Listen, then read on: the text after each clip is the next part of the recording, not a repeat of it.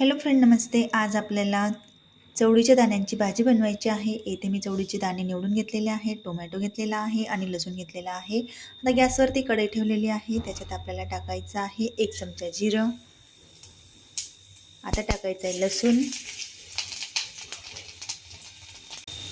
लसूण सोनेरी रंगाचं झाल्यावरती त्याच्यामध्ये आपल्याला टोमॅटो टाकायचा आहे.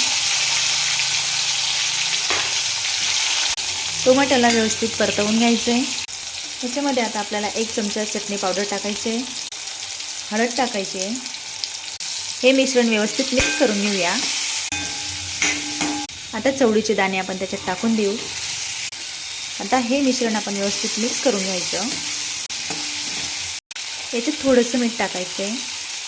पुन्हा मिक्स करून घेऊ. याच्यात आता दळून घेतलेलं शेंगदाण्याचं कूट टाकूया. मिक्स करून घेऊ. जितकं पाणी लागेल तितकं पाणी टाकायचं. भाजी